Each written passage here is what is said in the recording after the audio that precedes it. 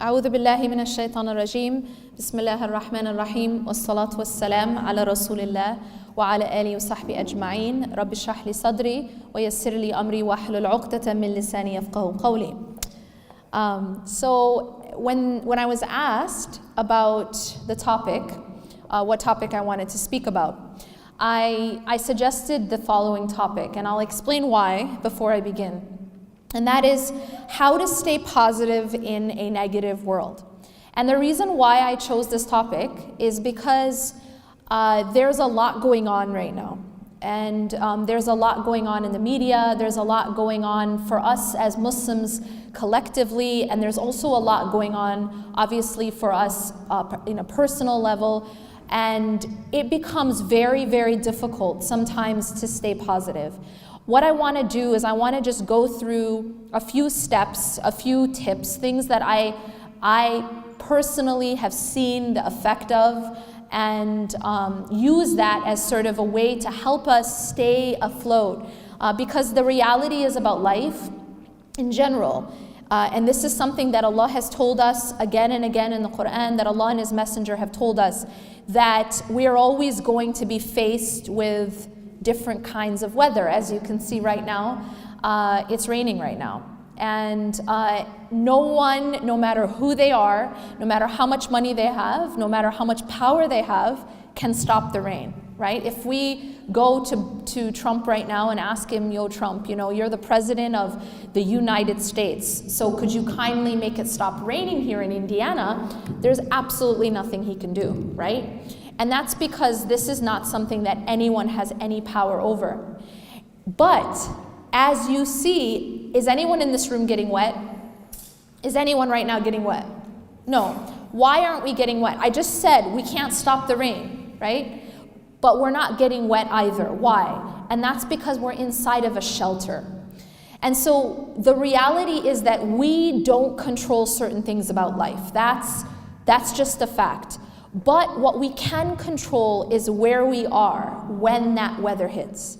What we can control is, so if it's cold outside, I can't make it warm, right? We don't control the sun. But what I can do is put on a coat. I can put on gloves. I can put on a hat.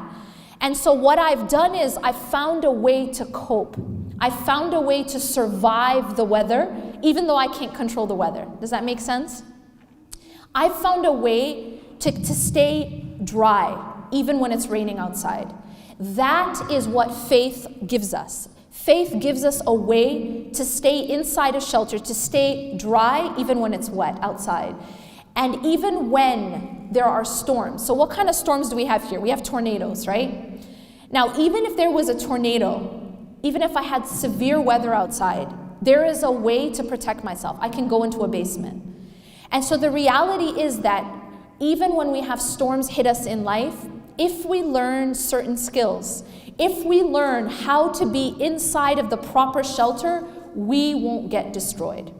And so weather will come, weather will go, hardships will come, hardships will go, fitan, tests will come and tests will go, but we will survive. Does that make sense? And to survive a storm requires certain things that you have to do. To survive the weather that comes in your life, there are certain skills.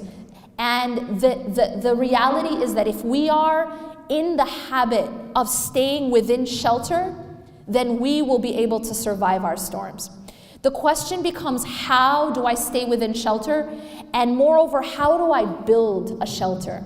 Okay, I like to use this example because we all know the story, and we all, I think it's very illustrative. How many of you remember the story of the three little pigs? Okay, so like 3 of you. That's fine, I'll remind you. So the story of the 3 little pigs goes like this, yeah? There are 3 little pigs. One is really lazy, and one is sort of lazy, and one is not lazy. He works hard, okay?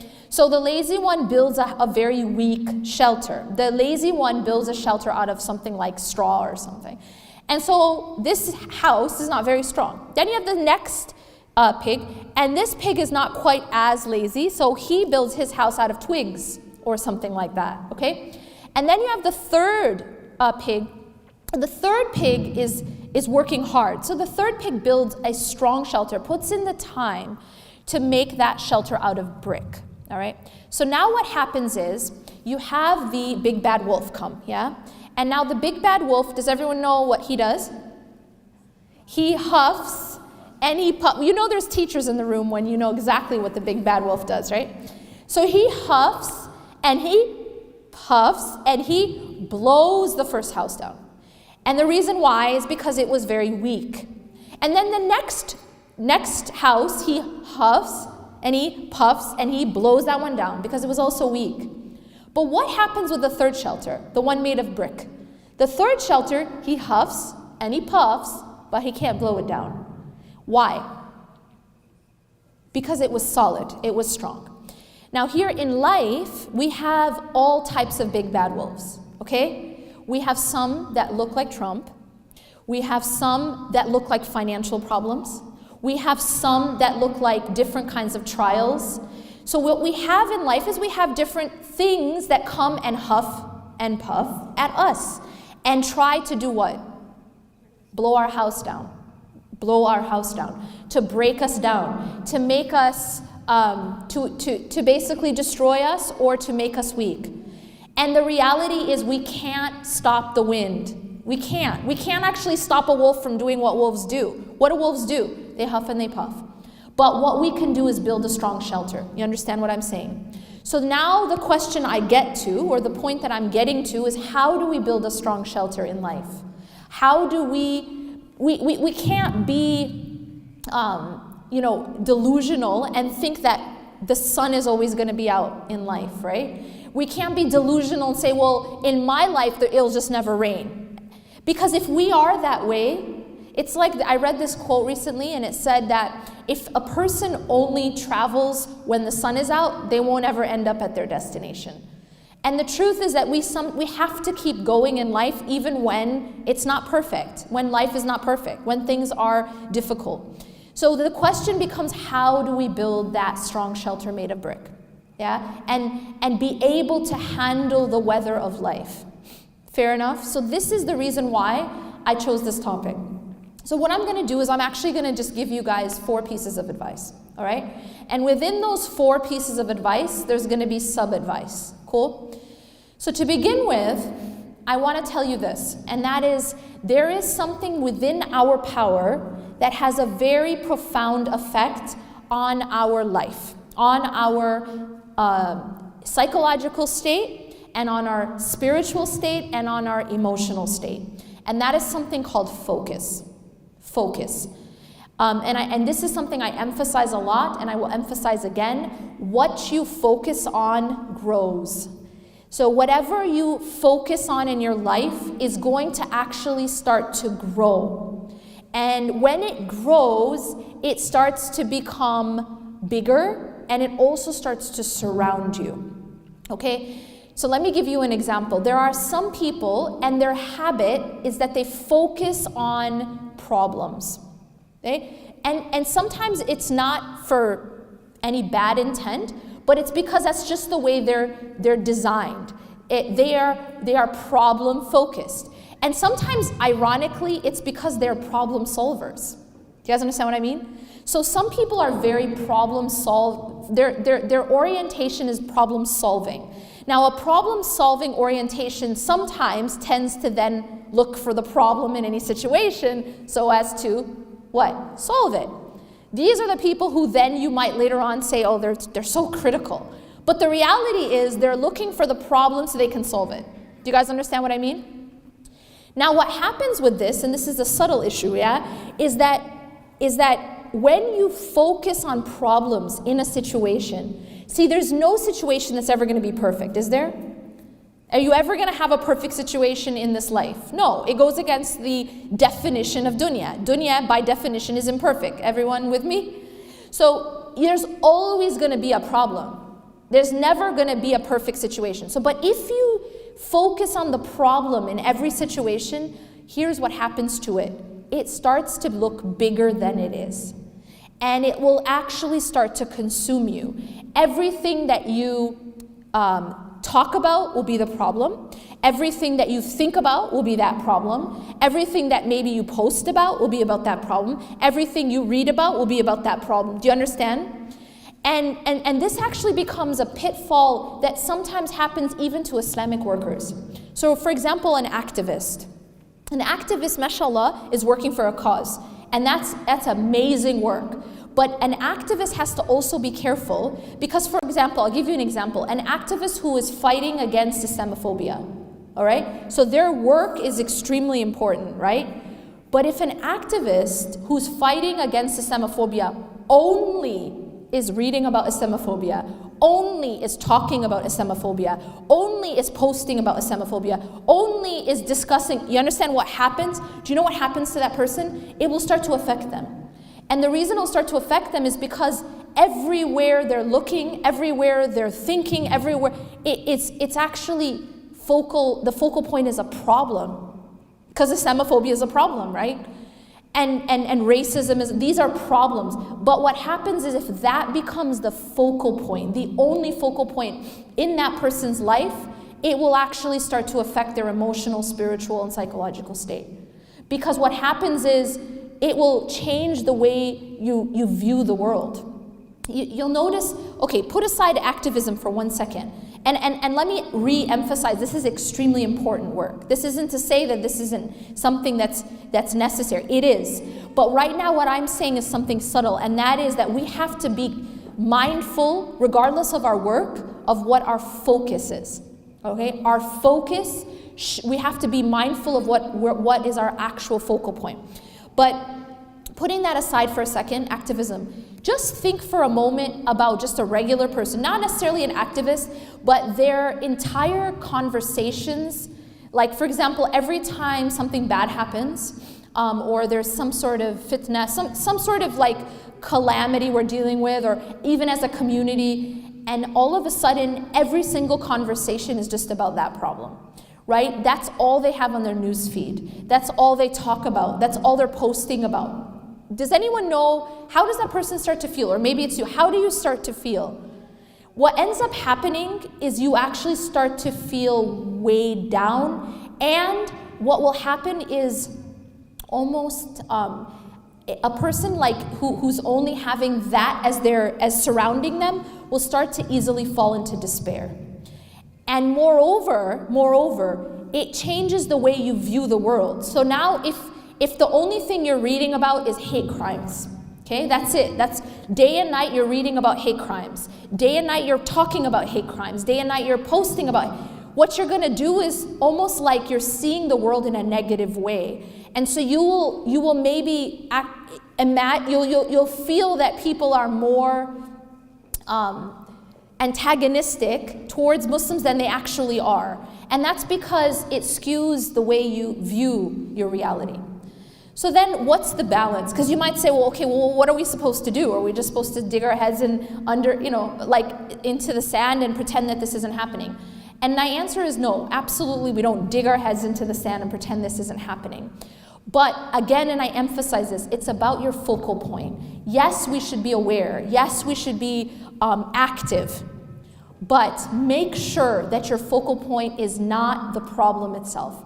That your focal point, and I'll give you an example of what I mean. When Musa alayhi salam is standing in front of the Red Sea, right? And he has an army behind him, and he's got a very serious problem, okay? He's got a giant body of water in front of him, and he's got an army behind him, and he looks trapped. But what was his focal point in that moment? Anyone? Allah. Do you see the difference? It's not that he was in denial of his reality. His reality was that he's got an army behind him and he's got a Red Sea in front of him. But his focus was not on the Red Sea and his focus was not on the army. And in fact, you see the contrast between him and Bani Israel.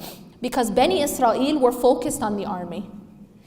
فَلَمَّا تَرَاءَ الْجَمْعَانِ قَالَ أَصْحَابُ مُوسَى إِنَّا لَمُدْرَكُونَ. That when the armies, the groups saw each other, so you have Bani Israel, the children of Israel, seeing the army.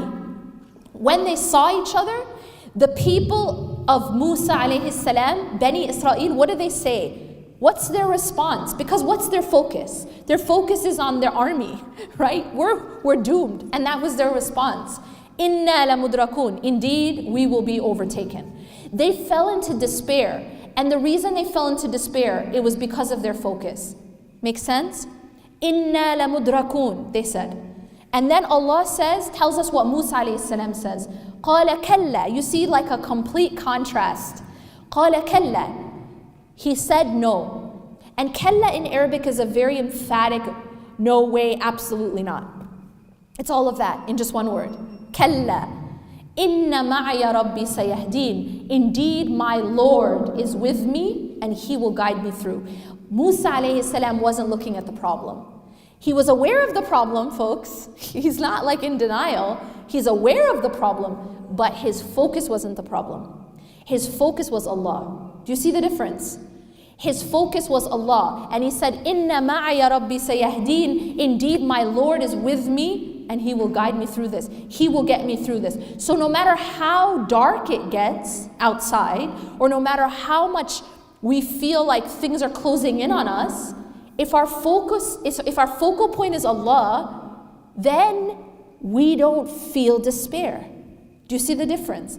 It's because you know, just like Musa alayhi salam knew that Allah was with him. And if Allah is with you, it means what? He'll get you through.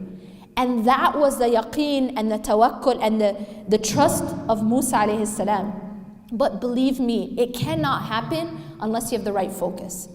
If he were to focus instead on how big the Red Sea is, just that, he's gonna be like, have the exact same reaction as Bani Israel. If his focal point was on how powerful Pharaoh is, he wouldn't be able to have that reaction. But Musa alayhi salam was trained. His heart was focused on Allah. Kalla, inna ma'aya rabbi sayahdeen. Indeed, my Lord is with me and He will guide me through this. And Allah did exactly that. Allah told him, strike the sea, and Allah opened the sea for him. This is a lesson for us. This is a timeless lesson for us. That if your focus is Allah, He can get you out of every situation. He will save you. But it has to be, it's really about us. About where is our trust? Where do we place our trust? Tawakkul, this concept of relying on Allah, it can't happen unless we have the right focus, right? You can't have trust in Allah if your focus is on other than Allah. Simple as that. But if your focus is on Allah subhanahu wa ta'ala, then no matter what situation you're in, and you're aware of it, but you're not afraid. Because what did I say at the beginning? What you focus on does what? What you focus on grows. There's a reason Allah told us to pray not once or twice or even 3 times, but 5 times a day. What is that doing? It's making us focus on Allah. It's shifting our focus away from whatever work we happen to be doing at the moment, whatever problem we happen to be in. You see, no matter what your situation is, you still need to turn and pray. You know what that means? Do you know what that does? It means that you're at work, you leave your work and you focus on Allah. It means you're at the mall, you leave that sale and you focus on Allah. You're on your laptop, you're on your phone, you leave that phone, you leave that laptop, you leave that Facebook, you leave that meeting, you leave that class, whatever it is, and you focus on Allah. Allah's training us to focus on Him and not on whatever it is that we're doing in the dunya. It's to shift our focus to Him. And this is training. This is training us. This is what Musa alayhi salam, he went through this training, right? And because he had that training, when he was now faced with a problem. Now he's faced with a problem. What are we going to do when we're faced with a problem?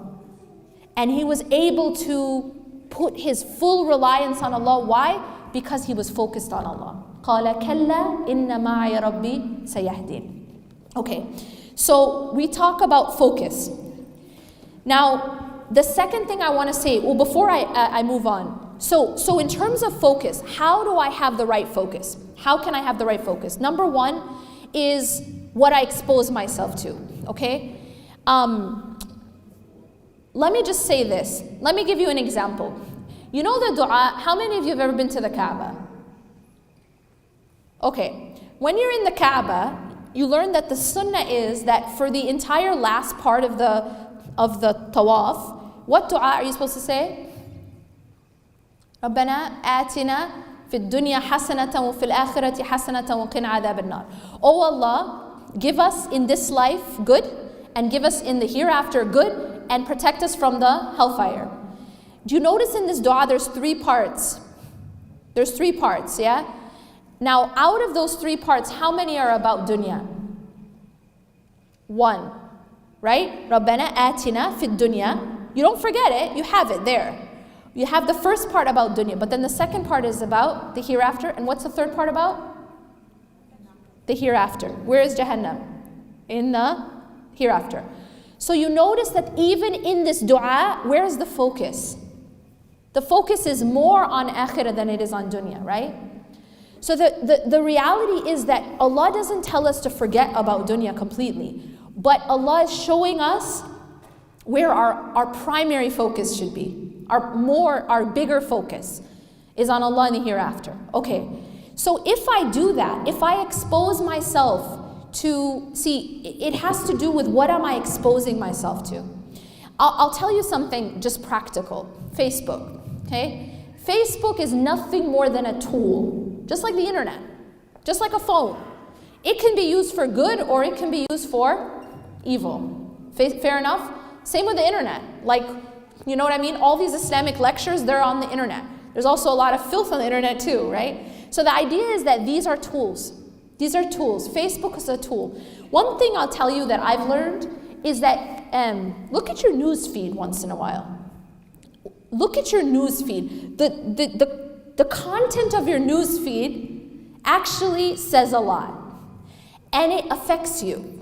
I'll tell you why. Because the reality is we use social media. We're on our social media. And when we're on our social media, you have a news feed you have a feed for Facebook and you have a feed for Instagram and for Twitter, etc. If you just look at the content, it'll give you an idea of what you're ingesting. Make sense? For example, you want to know what you're eating? Maybe open up your fridge, right? It's going to show you the quality of what you're eating. You want to know what, look at your plate before you eat. That's what's going in, yeah? Now, if that food is covered in mold, you open the fridge and all the food is rotten, or the food on your plate is rotten, and then you eat it, what's going to happen to you inside? It doesn't take a doctor. Y'all are going to get sick, right? Because why? Because the quality of your food is bad. You're actually ingesting toxins. You're ingesting poison. Mold is poisonous. It will harm you internally. It's the same thing with your feed, with your news feed, with your Facebook news feed, with the articles you're reading, with the posts you're looking at, your Instagram, who you follow on Instagram. It's like looking at your plate before you eat it. How's the quality? Because that stuff is being ingested. It's being ingested in a different way. It's going through your eyes, and then it's going into your heart and your mind. So what you're actually doing is you're feeding your soul. And that's actually more important than even your body, because the food that you put into your soul, it stays there. The food you put into your body goes into the toilet, okay? The food that you're taking into your soul affects your soul. Your soul is something that's like eternal. You understand? It's something that's going to go and live forever, eventually, right? You go from this life, you go into the grave, and then from the grave you go into hellfire or you go into paradise. So this soul is actually staying with you. You understand? And so the quality of the food that you're giving your soul is pretty important. And that's what it is. It's what you read. It's what you look at. It's what you look at on TV, on billboards, on magazines, on your Facebook, on your Instagram. All of that is food. Think of that as food. Look at the quality of it. Ask yourself, is this healthy food? Is this organic and raw and all that stuff? Or is it covered in poison? Is it mold? Okay? And when you start to clean up your food, it cleans up your soul. That's just practical advice. One thing that learned is that you can make your news feed actually healthy. You know that? There's this thing called unfollow, folks. Yeah? There's something called unfollow. They don't have to know. You know what I mean? You don't have to unfriend them unless you want to. But you can unfollow and nobody knows.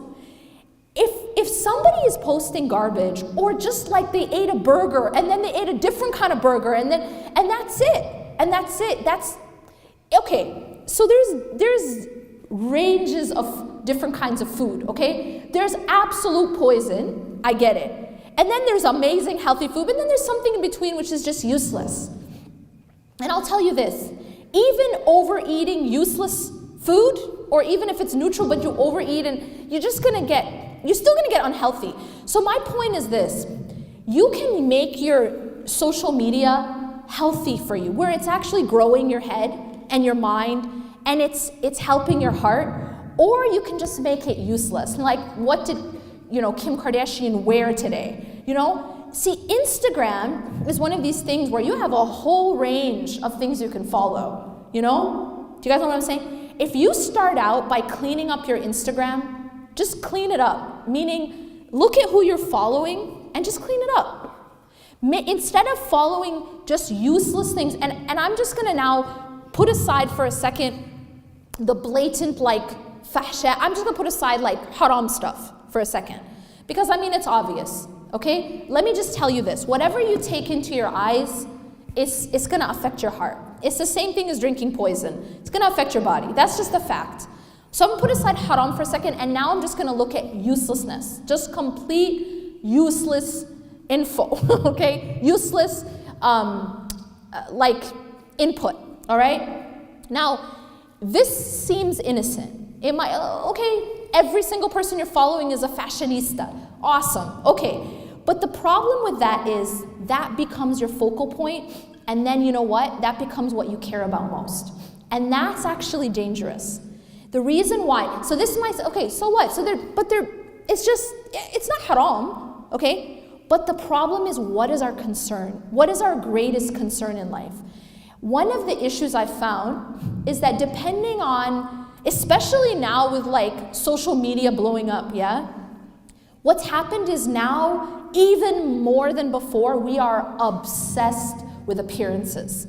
Obsessed with appearances. What does that mean? It means that how I look, how I dress, how I appear becomes of utmost importance, more than anything else. And that in and of itself isn't healthy, okay? Because what it's done is, it's skewed what's really important.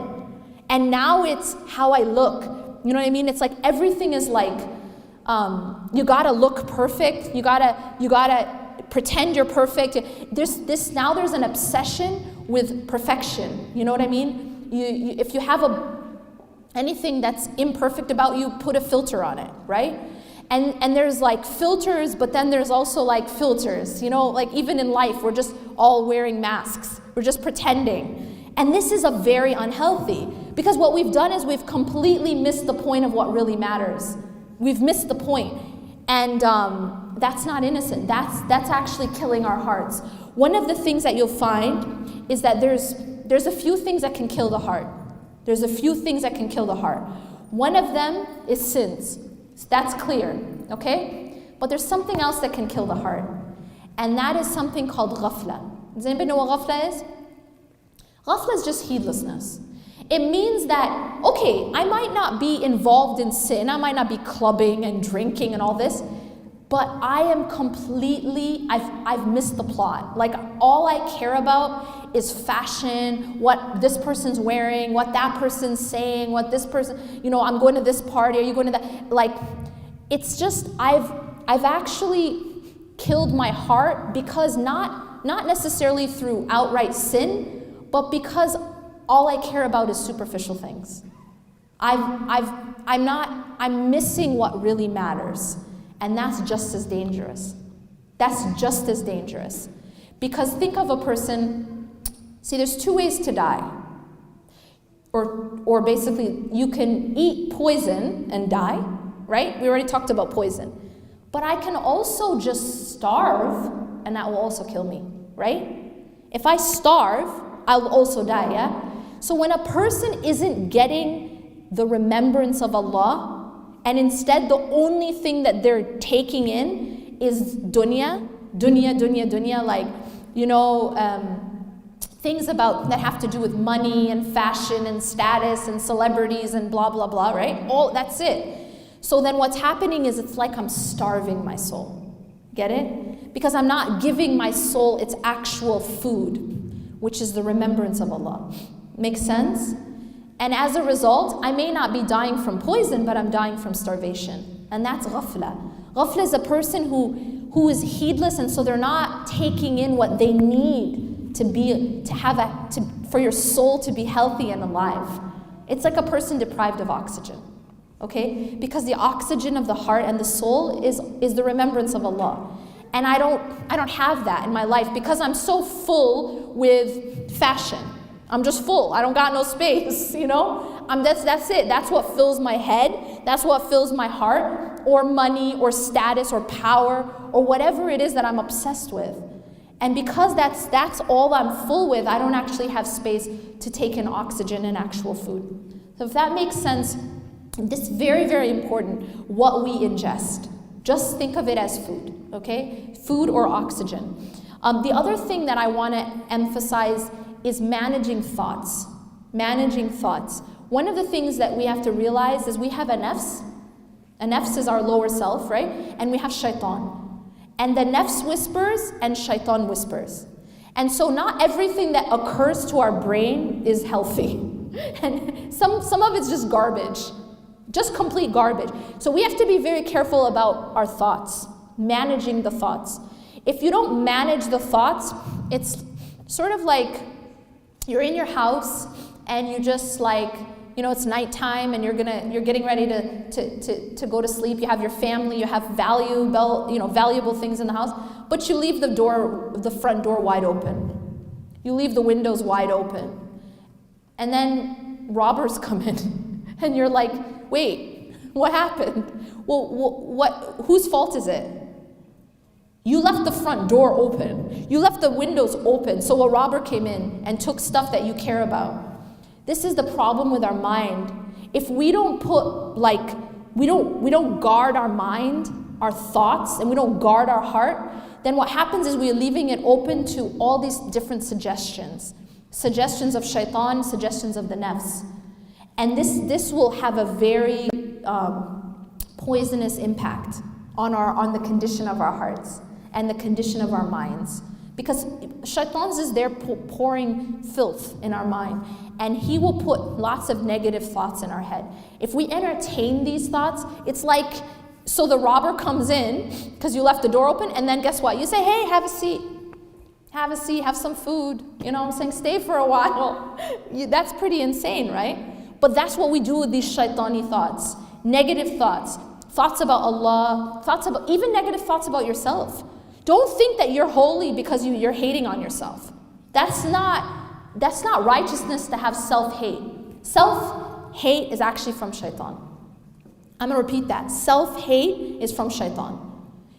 These deprecating thoughts about yourself, that's not from Allah. That's actually shaitan, because shaitan knows that if you hate yourself, then you're not even going to have the energy to want to worship Allah or repent or anything. Because hating on yourself is like beating yourself. If someone's beat up, where's going to be their energy to do anything? They're going to become totally, paralyzed. And so self-hate, these thoughts, these bad thoughts about yourself, they're also shaitani. That also needs to be blocked. Those things need to be, don't allow those in. And then once they come in, you give it a place that you give these thoughts, you engage them, you even feed them. That's like taking a robber and feeding him, Like, here, have some food, get stronger, stay a while, here's a room, here's a guest room, go ahead and stay the night. No, you don't let these things in, you block these thoughts. A thought that is self-hating or a negative thought about Allah or about any of these negative thoughts, do not entertain them. A'udhu billahi minash shaitanir rajim. Replace them with positive thoughts. Do not feed negative thoughts. Realize that your brain, your mind, your thoughts, the suggestions that go into your heart, guard it like you guard your house. Guard it. You know what I mean? Keep it clean in there. Don't allow a robber come throw filth inside your house. Okay? So that's very, very important in staying positive. It's extremely important. What you think about, what you see, what you read, what you ingest. So far, what have I said? I've said just like with your body, what you eat, yeah? Same thing. What you're ingesting of data, things that you're reading, things that you're seeing, things that you're listening to. Manage these things just like you manage. If you want to be healthy, you manage what you eat.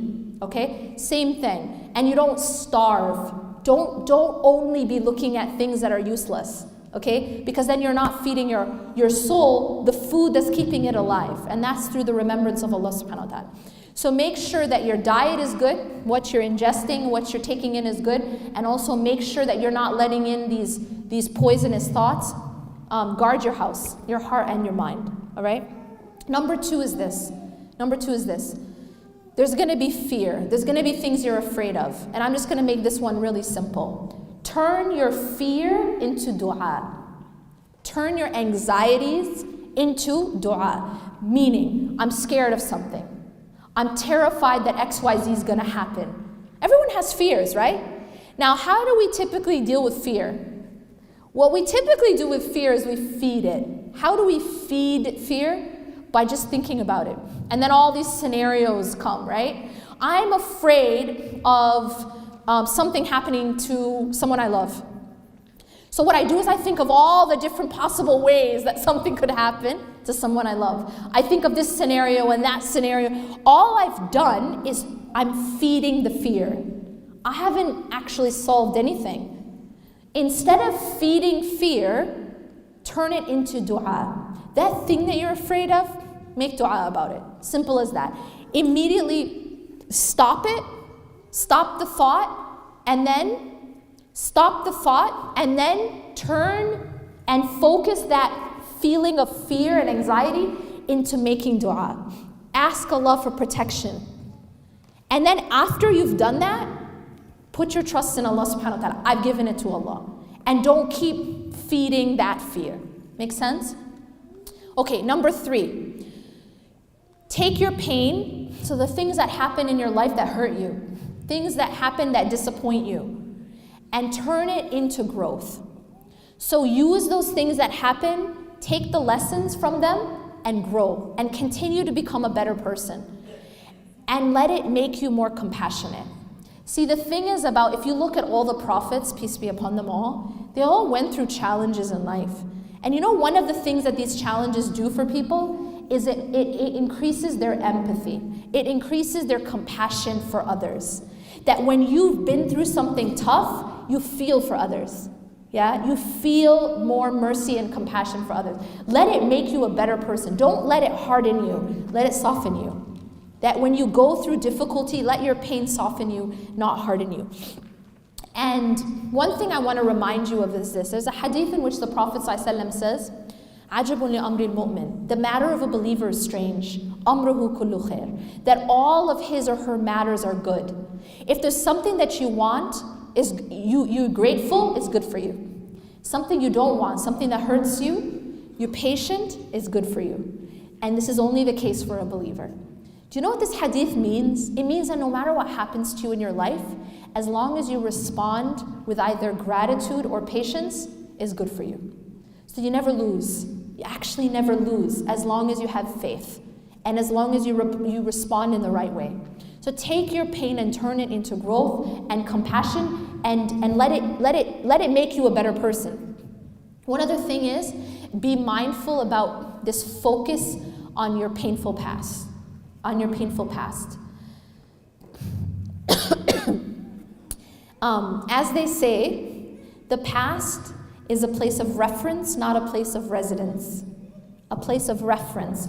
You look back at your past to learn from it, but you do not become consumed by your past. Okay? You learn from it, but you don't become consumed. And then finally, my last piece of advice, number 4, is protect yourself have a shield of protection.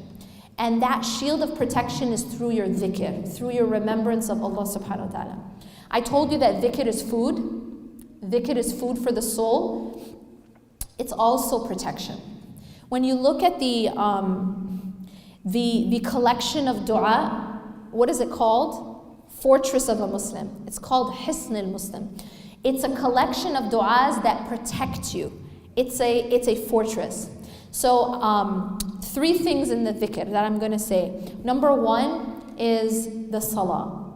The salah has to be something that you don't compromise on. It's breathing oxygen, right? Number 2 is the adhkar. The adhkar is something you can download apps onto your phone for dua.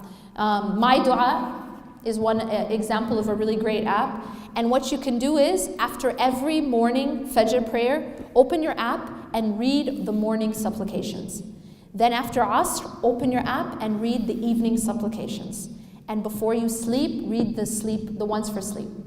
Okay? These du'as will absolutely revolutionize your state, revolutionize how you react to the world, how you live. It becomes a protection for you. As I mentioned, there's waswasa all the time from shaitan and from the nafs. This becomes a shield, these adhkar. And then the last part is Quran. Make sure you have a consistent relationship with the Quran, and this will be part of the shield that protects you. Now, all these 4 things, I'm just going to recap. Be careful what you focus on, and what you focus on grows. Make sure, and what you focus on is affected by what you ingest, okay? By what you entertain, by your thoughts, and which kinds of thoughts you allow in, feed, entertain. Number 2, turn your fear into dua. Number 3, turn your pain into growth. And number 4, protect yourself through the dhikr, the adhkar, the remembrance of Allah subhanahu wa ta'ala. أقول قولي هذا واستغفر الله لي ولكم إنه غفور رحيم سبحانك الله وبحمدك أشهد أن لا إله إلا أنت أستغفرك وأتوب إليك.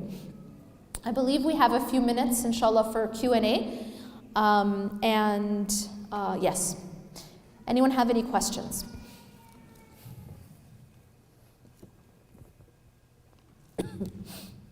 I guess I just explained everything just so perfectly that there's no... Okay, go ahead. You talk about everything, so of course, like your math's always going to go up exactly. So what's your biggest advice? Because when it's up, we think we're on top of the world. Right. And then when it's down, it's very easy to fall. So how do we go back from the lows? Okay, great question. I'll repeat her question. So all of these things, they're easy when you're high, right? In your iman, when you're in a iman high. But what happens when you're in an iman low? Because obviously iman rises and falls. We know this from the hadith of the Prophet ﷺ, where Abu Bakr and another companion comes to him and says, we've become hypocrites. And he says, why? He says, because when we're with you, we see our iman is so high, it's as if we see Jannah and Jahannam with our eyes, but when we go with our families, our iman is different, it goes down. And the Prophet ﷺ said, if your iman was the same all the time as when you're with me, the angels would shake hands with you in the streets. And so he teaches even them, right? These are the best people, and yet their iman goes up and down too. And this is part of what? Being human. So what he teaches us is how to handle the lows. And this is how you handle the lows. Everything that I said in these 4, like I gave you a prescription of 4 things, right?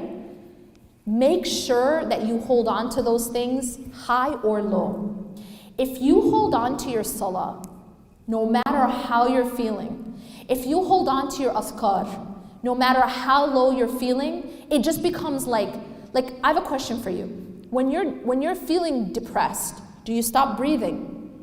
When you're having a bad day, do you stop, I haven't brushed my teeth for a month, or I haven't taken a shower for 5 months. Like, we don't do these things. Why? Regardless of how high or how low I am, I have to keep breathing to stay alive. And I have to keep taking a shower, and I have to keep, brushing my teeth. I have to still keep eating and drinking water. These are just bare minimums to stay alive. And so this spiritual prescription that I gave is just like that. It's like, oxygen, water, food. It just keeps you alive. And what happens if you stick to these things, especially salah? Like, I'm going to tell you this. Everything I've given you, these are all like, dude, don't eat poison if you don't want to die. You know, keep eating if you want to stay. That's all necessary. But salah is like oxygen. Meaning, you give up salah, it's like immediate death. You get it?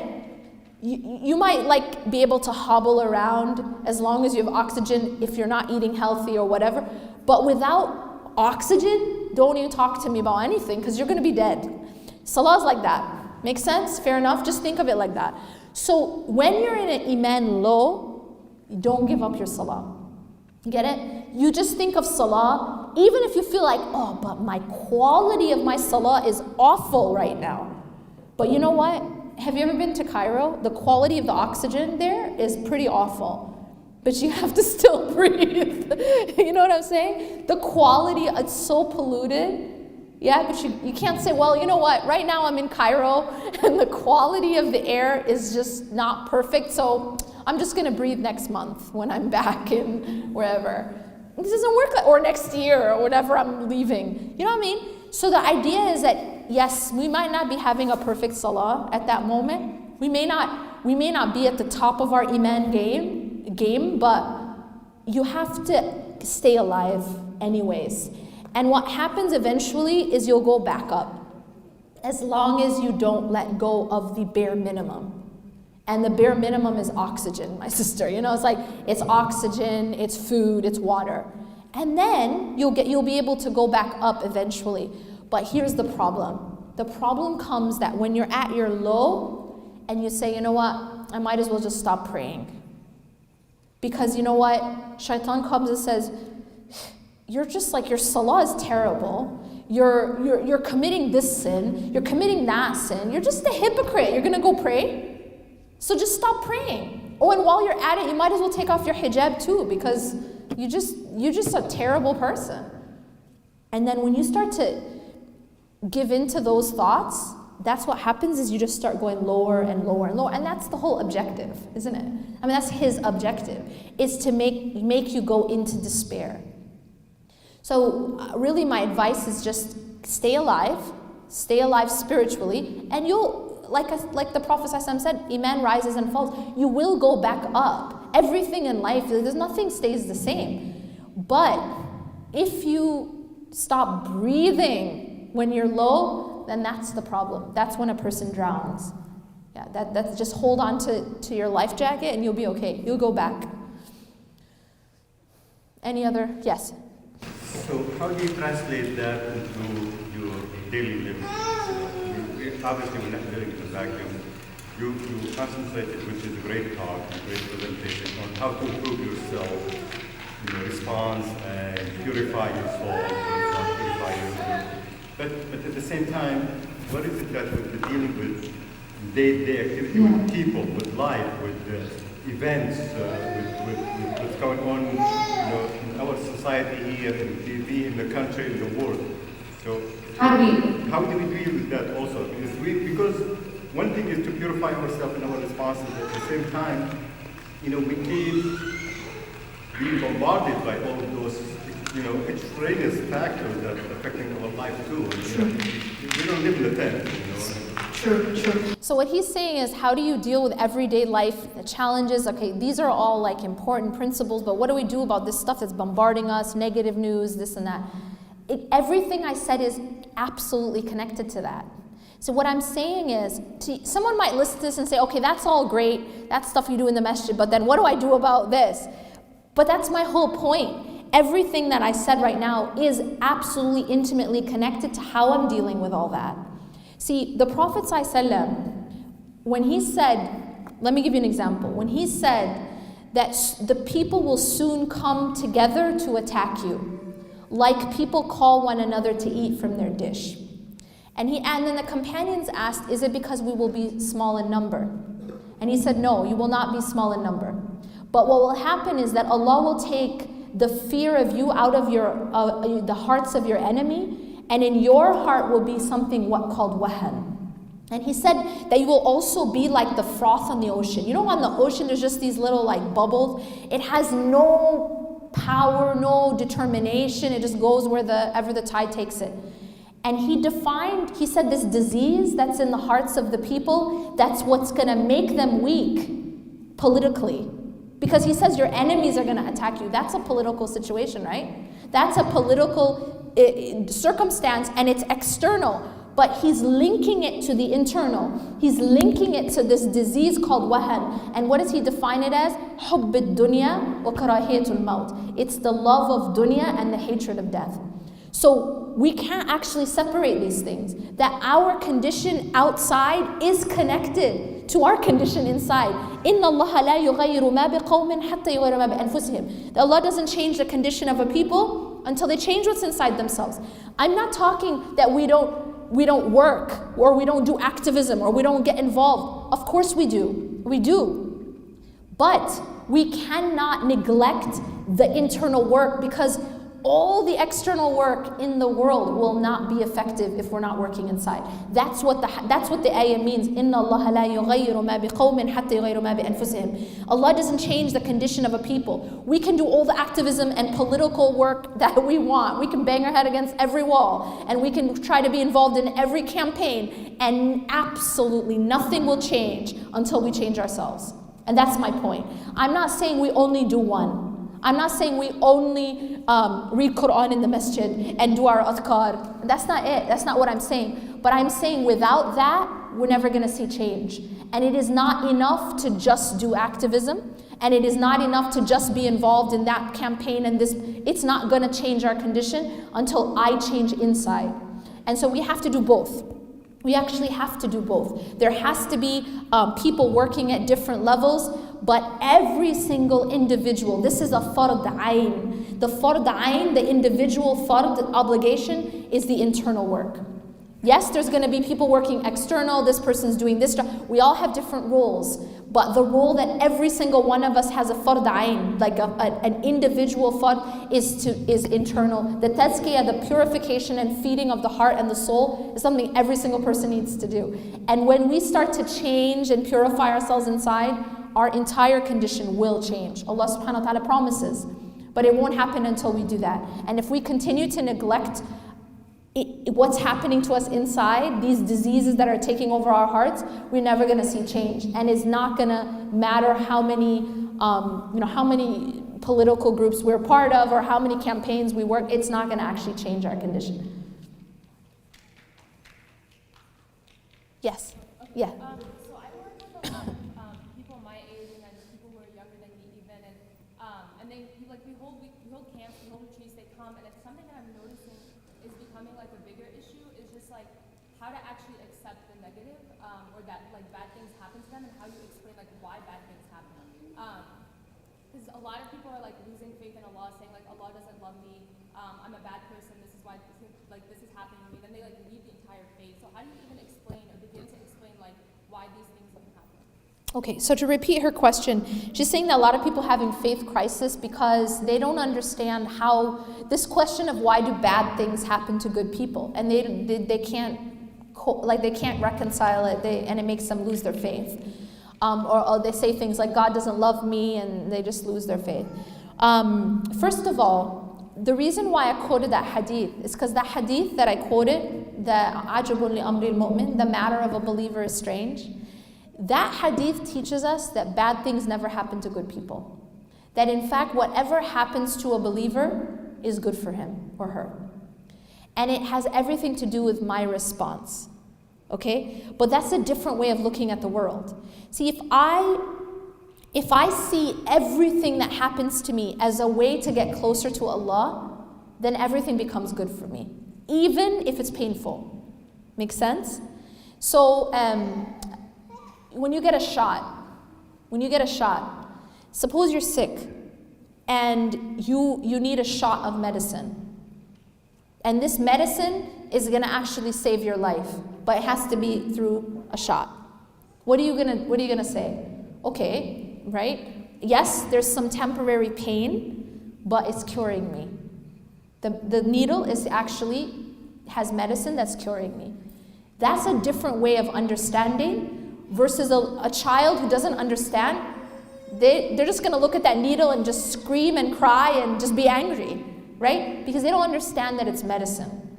So it has to do with, number one, it has to do with understanding that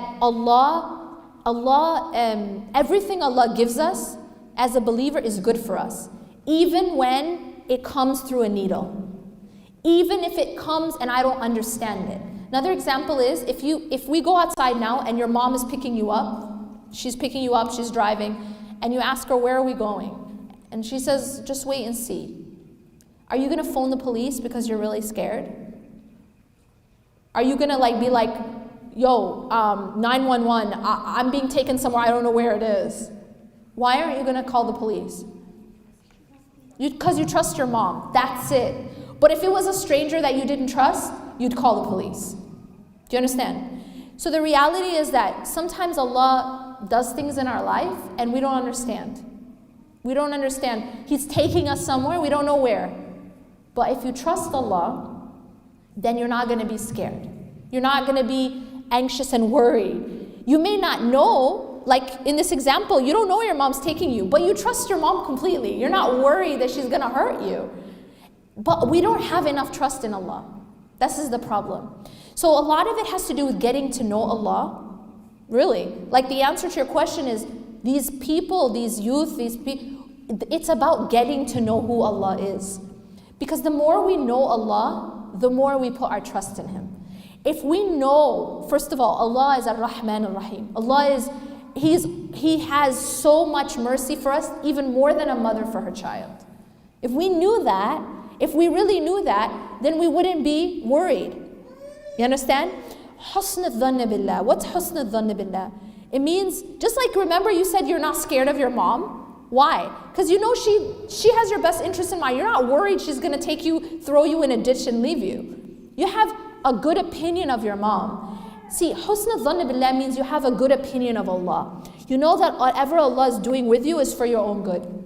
That's part of knowing Allah. And when you know who Allah is, that He has your best interest in mind, that He's not going to hurt you, then it becomes easier to cope, even when you don't understand, even when you have to take a needle, even when you don't know exactly where you're going, but you have full hope and trust in Allah, that He has your best interest in mind. So I mean, that's really what it is. It has to do with knowing who Allah is, and then putting your trust in Him and knowing that He's not gonna make you get lost or hurt you. Everything Allah does is for our own good. The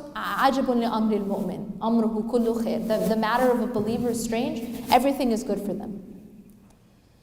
Any last question? Yes. Well said. A lot of things you said I thought were really, inspiring in terms of just our connection to Allah subhanahu wa ta'ala and our spirituality is very central. But what I also feel like is, I have a question about, is that you could do that and live kind of a very individualistic life, right? Where you're kind of, I'm praying my salah, but I'm most praying by myself. I'm doing my adhkar, but I'm not really connecting with my family members, with people in my community, especially in places like Northwest Indiana, where we don't have a huge Muslim community like in Chicago or other places. So my question kind of relates to when you feel that type of separatedness from the Muslim community,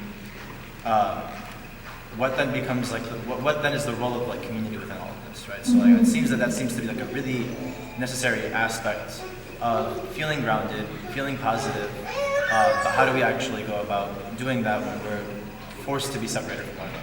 Okay, great question. So to repeat his question, a lot of what we spoke about right now was individualistic. How does community fit? Okay, especially he's saying in this situation, you guys are you have a small community, it's not that easy to be connected to the community. Where does community fit in? That's a whole, a discussion in and of itself. A lot of times I give this talk, and one of the take-home messages that I try to impart to others is this, to sort of summarize. If you study the ayah, the Quran and the Hadith and the Sunnah, you'll find that there's one theme again and again and again throughout the text, and that's this: the way we treat the creation is how we should expect the Creator to treat us. You're going to find this theme again and again. How we are with people, and it isn't only people, but even animals. Like you'll see this theme. How we treat the creation is how the Creator will treat us.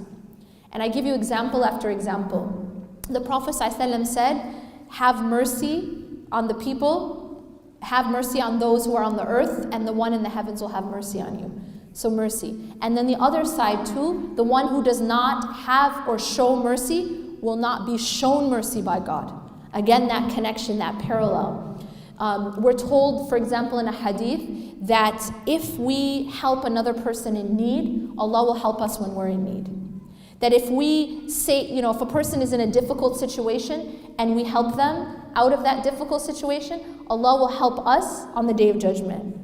And if we shield the flaws of another person, Allah will shield our flaws. And again, these parallels. So much so, to point out, the extent of this, the Prophet ﷺ says in this Sahih Hadith that he said that I prefer to walk with my brother/sister in their time of need than to be in i'tikaf in this masjid. And he's pointing at which masjid? Masjid al-Nabawi. Okay, so we're not even just talking about this masjid, may Allah bless your masjid, but we're talking about the Masjid al-Nabawi in Medina, where one prayer is equivalent to 1,000 in another masjid. He's saying that I prefer to help my brother in need, in his walk with my brother in their time of need, than to be in i'tikaf in this masjid for a certain period of time, not just one night. So this shows us the extent of our relationships with one another, how important that is with regards to our relationship to Allah. And one of the things that you'll find is sometimes the fastest way to, for example, get the forgiveness of Allah is to forgive someone who's wronged you. You know how I know that? Because in the Quran, in the time when Abu Bakr radiallahu anh, he found out that one of the people accusing his daughter or spreading the rumor about Aisha radiallahu anha was a relative. And a relative who he was financially supporting. Right? And Allah reveals a verse about this because when Abu Bakr radiallahu anh found out about this, all he did was stop the financial support. He didn't go looking for revenge or try to harm this man. He was financially supporting this man. All he does is withhold. What would we do? That's all he does, withhold the financial support. Allah subhanahu wa ta'ala reveals an ayah about this incident at this time. And Allah says, let them pardon and overlook. أَلَا تُحِبُّونَ أَنْ يَغْفِرَ اللَّهُ لَكُمْ? This is what Allah says. Let them pardon and overlook. Do you not love for Allah to forgive you? So you see the connection that's made here is Allah is saying that us forgiving this person who wronged us is parallel to Allah forgiving us. So Allah subhanahu wa ta'ala and His Messenger make these parallels all the time. How we are with people is how we should expect Allah to be with us. Very important. You cannot separate the community from the individual. Okay. Subhanakallah wa bihamdak. Ashhadu an la ilaha illa anta astaghfiruka wa atubu ilayk.